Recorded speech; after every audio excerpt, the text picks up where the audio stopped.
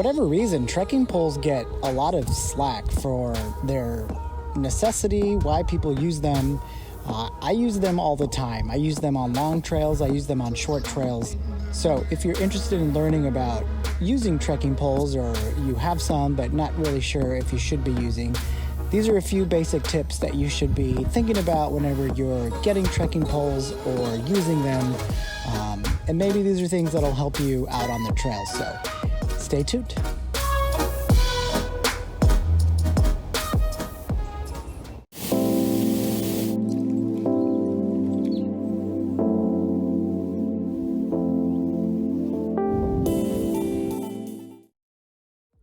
So when it comes to trekking poles, there are a lot of different materials and options that you can pick from. I have a full post up on the website about shopping for trekking poles. I have two examples of what you can expect. The first thing you're going to notice is that the grip handle, you're going to have some options with the grip. I personally like a foam grip handle. You can also find a rubberized handle, and then they also make cork handles as well. While I enjoy cork handles for my fly rod, I don't really love them for trekking poles for me personally. I feel like I get kind of sweaty, and the trekking pole cork can get a little bit slippery when I don't want it to. So be on the lookout for the different materials that you're going to find. The trekking poles that I'm currently using right now are both made by Black Diamond. They make a really good pole. They have a lot of different materials too. Mine are aluminum, so it's really lightweight, and they're going to pack up really nicely as well. Some of the other differences you're going to find in your trekking poles is how they extend and shorten. Right now, the Black Diamond poles that I'm using have a flick lock, so it's basically just a little lever that you're going to lift up, and then that's how you're going to be able to adjust your poles. I used a paint pen to mark the measurements on where I like them, but the thing you're going to want to make sure you do is have them where your arms are going to sit at a 90-degree angle. That's going to give you the most comfort just on flat terrain. Whenever you're going uphill and whenever you're going downhill, you're actually going to adjust those just to give you a little bit more leverage to help your body balance on the way up and the way down. But for general use, just make sure you have your arms at a 90-degree angle.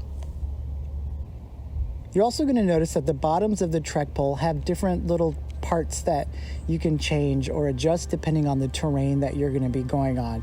Because I'm mostly on dirt and gravel, I just have the metal. But if you're going to be on the snow, there's a different bottom tip that you can put as well.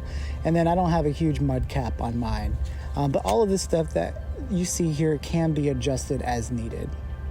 One of the biggest things that I see out on the trail is people putting the straps on incorrectly.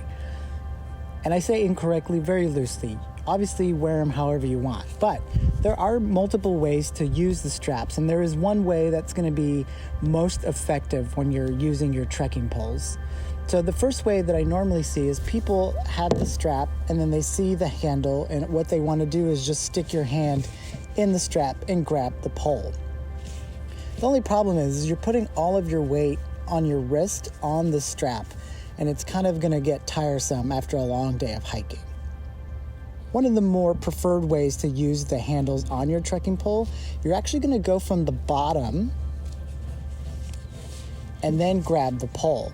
What this is going to do is going to put half of your hand, it's going to change the weight distribution of your wrist. So when you're using the pole on a long day, your arms are going to get fatigued with all of the weight on your wrist. It's going to redistribute the weight onto the bottom of your hand and actually give you a nice little firm grip underneath your thumb to make it more comfortable after a long day.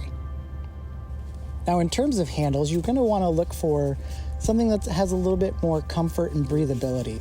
These by Black Diamond have a little bit of breathable mesh, so when I'm hiking in the Texas summers, it gives a little bit of air to circulate around your wrist, but it still gets pretty hot.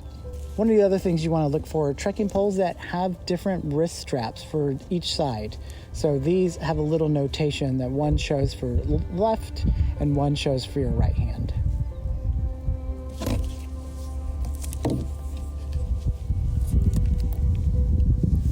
Well, there you have it. Those are some tips to help you with trekking pole purchases or how to use trekking poles. If you found that information informative, go ahead and hit that like button. And if you're not already, go ahead and subscribe to the Texas Trailhead channel. Till next time, grab your backpack, put on your hiking shoes, and let's go on another adventure. This is the Texas Trailhead.